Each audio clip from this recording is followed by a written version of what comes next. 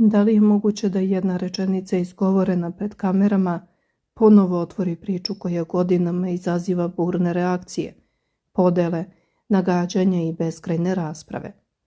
Da li je moguće da čovek koji je decenijama bio jedna od najkontroverznijih političkih figura u Srbiji danas izazove gotovo istu pažnju pričajući ne o politici, ne o izborima, ne o vlasti i opoziciji, već o prijateljstvu, odanosti, životnoj borbi i događajima koji su ga, kako sam kaže, doslovno vratili među žive?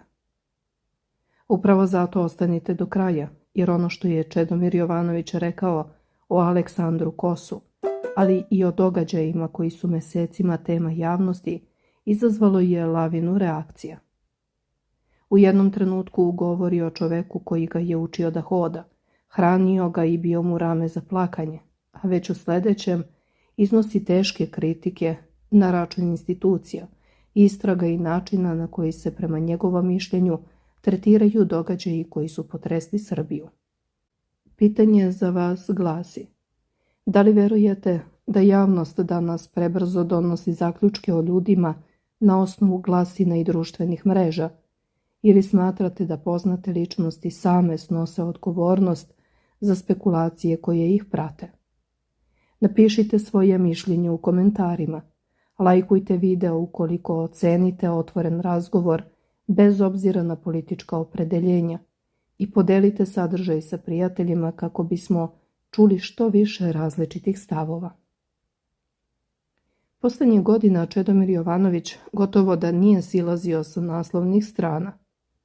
Nekada zbog politike, nekada zbog privatnog života, nekada zbog zdravstvenih problema, a nekada zbog izjava koje su izazvale oštre reakcije javnosti. Međutim, malo koja tema izazvala je toliko upornog interesovanja kao odnos između njega i Aleksandra Kosa. Godinama su se pojavljivale različite priče, komentari i nagađanja. Društvene mreže bile su prepune interpretacije. Pojedini korisnici tvrdili su jedno, drugi nešto sasvim drugo, dok su medijski natpisi gotovo dodatno podgrevali interesovanje javnosti. Upravo zato mnoge iznenadilo kada je Jovanović odlučio da otvoreno govori o čoveku koji je prema njegovim rečima imao ogromnu ulogu tokom jednog od najtežih perioda njegovog života.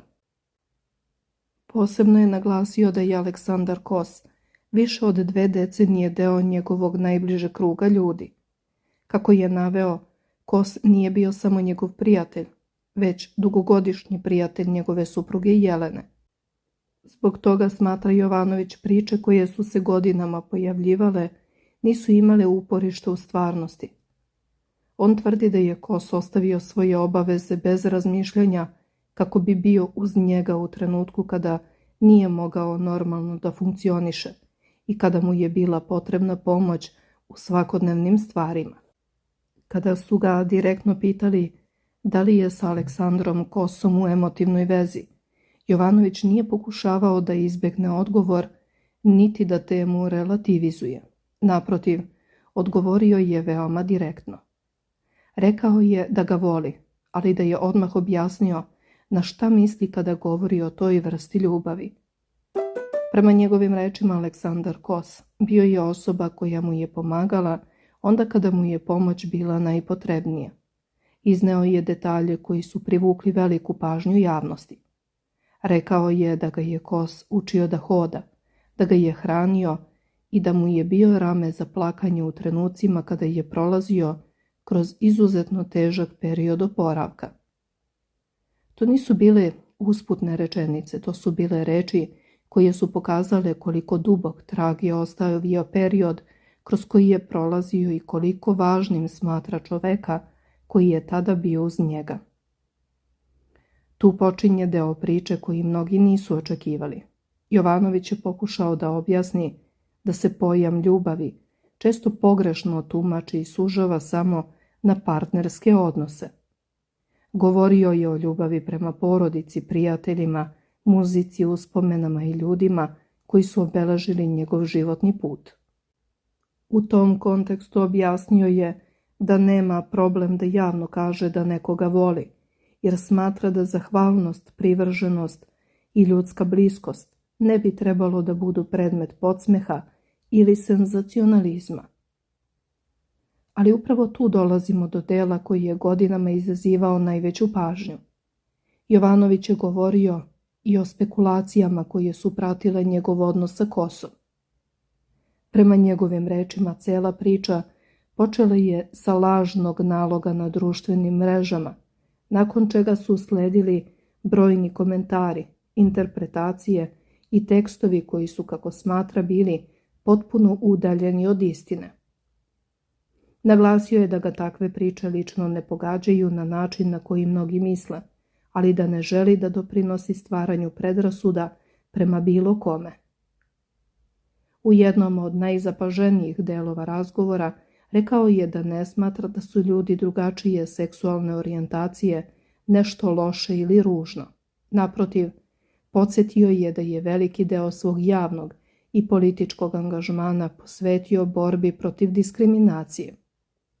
Zatim je postavio pitanje koje je izazvalo brojne reakcije. Kakav bi bio greh da jeste gej? Njegov odgovor bio je jasan, apsolutno nikakav. Time je pokušao da pomeri fokus sa glasina na širu društvenu temu i da ukaže na problem stigmatizacije i predrasuda koji je prema njegovom mišljenju i dalje postoje.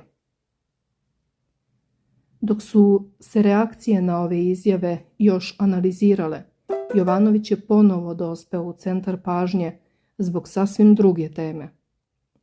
Ovoga puta nije govorio o privatnom životu, već o događajima od 15. marta i navodima koji se odnose na takozvani zvučni top.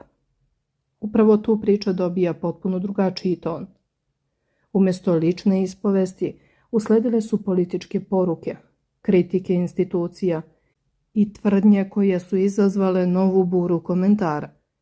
Jovanović je reagovao na saopštenje i istrage koje se vode u vezi sa događajima koji su mesecima predmet rasprava u javnosti.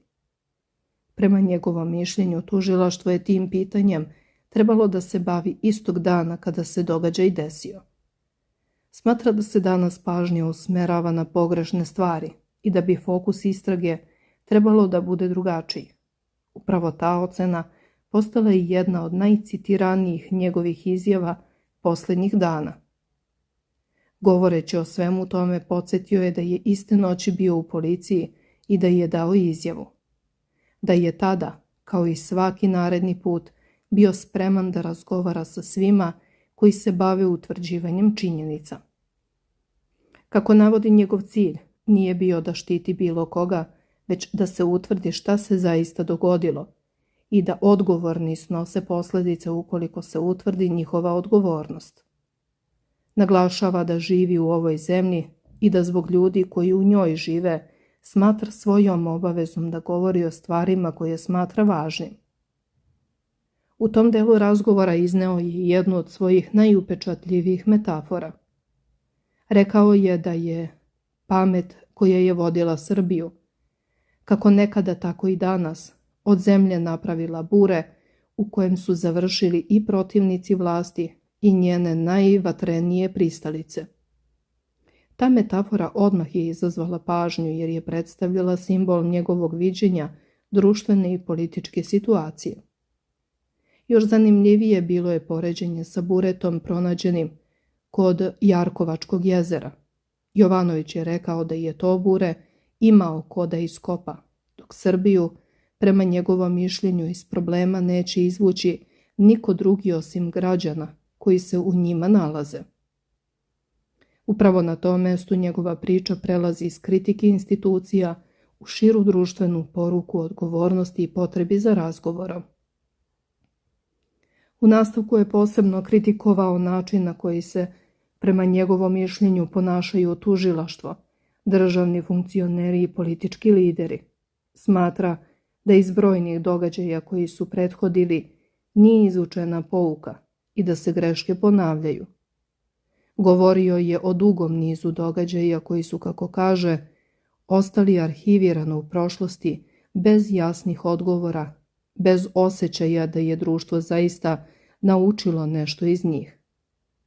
Najavio je da je spreman da i danas odgovori na svako pitanje, bilo kod tužioca, baš kao što je bio spreman i ranije. Uveren je da je razgovor jedini način da se spreči dalji sunovrat zemlje i da se društvo suoči sa problemima koje godinama gura pod tepih. Onda je usledio deo koji je izazvao možda i najveću pažnju javnosti. Jovanović tvrdi da su događajima te večeri bili zatečeni i mirni učesnici protesta i policajci koji su obezbeđivali skup. Otišao je korak dalje navodeći da su, prema njegovom viđenju situacije, bili zatečeni čak i najviši policijski državni funkcioneri. U nastavku svojih izjava Čedomir Jovanović ulazi u najosjetljiviji deo priče, deo koji je izazvao najviše reakcija, polemiki i različitih tumačenja u javnosti. Govoreći o događajima od 15. marta, ponavlja da ne menja ni jednu reč od onoga što je rekao neposredno nakon tih dešavanja. Naglašava da je tada dao opširnu izjavu policiji i da je celu noć proveo razgovarajući sa ljudima koji su bili uključeni u prikupljanje informacija o onome što se dogodilo. Zatim dolazi do dela koji je izazvao veliku pažnju jer se odnosi na dešavanja u prostoru između Pionirskog parka i Narodne skupštine.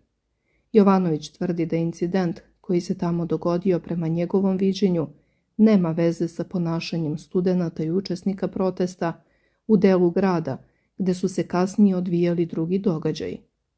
On iznosi stav da je napad krenuo iz više pravaca i da je upravo zbog toga među studentskim redarima nastala procena da okupljanje više ne može da se kontroliše na način na koji je prvobitno planirao. Prema njegovim rečima, studentski redari su skinuli prsluke i pozvali ljude da se raziđu upravo zato što su procenili da situacija ulazi u opasnu fazu. Govoreći o tom trenutku, Jovanović podsjeća i na reakcije pojedinih policijskih jedinica. Tvrdi da su se određene jedinice čak sukobile sa napadačima kako bi zaštitile građane i studente. Posebno pominje dolazak žandarmerije, navodeći da mnogi danas pamte aplauz koji su građani uputili toj jedinici kada je stigla i zaustavila dalju eskalaciju sukoba. Taj detalj koristi kao argument da događaje te večeri ne treba posmatrati pojednostavljeno i da je prema njegovom mišljenju stvarna slika mnogo složenija od pojedinih interpretacija koje su se kasnije pojavile. Posebnu pažnju izazvala je njegova tvrdnja da je tek nakon tih događaja došlo do incidenta u ulici Kralja Milana.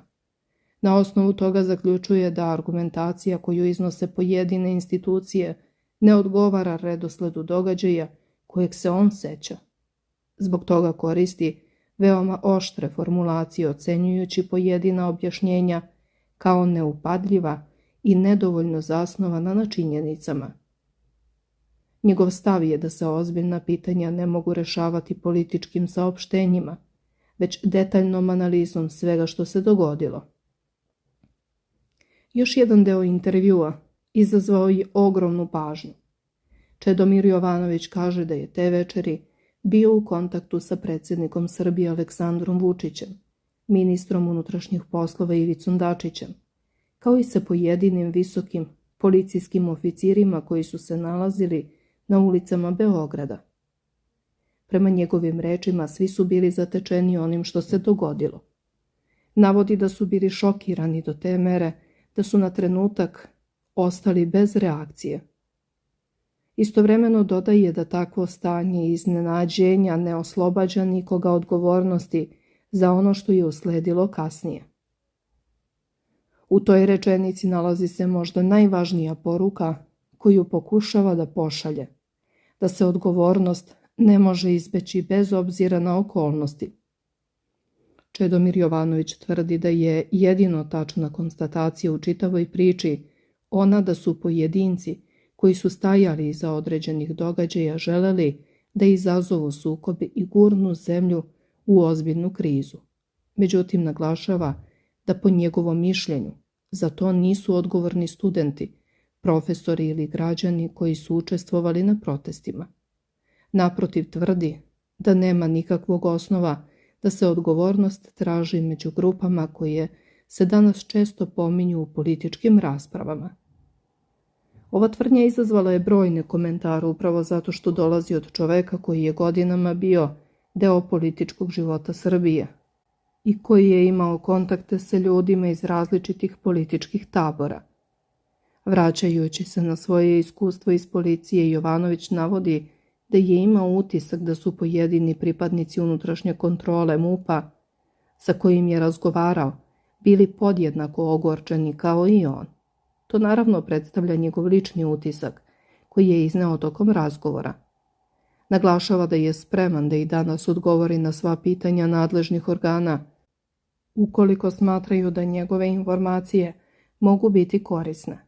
Smatra da je otvoren razgovor jedini način da se spreči dalje urušavanje poverenja u institucije i da se utvrde činjenice koje su važne za čitavo društvo. Jedan od najzapaženijih delova njegovog obraćanja odnosi se na ono što je nazvao spavačima Marka Parezanovića. Tom formulacijom opisuje ljude koji su prema njegovom mišljenju pokušali da fokus javnosti prebace na njegov razgovor u televizijskom studiju, umjesto na suštinu događaja o kojima je govorio. Paralelno sa političkim izjavama mnogi su primetili zanimljiv kontrast između dve teme koje su posljednjih dana dovele u centar pažnje.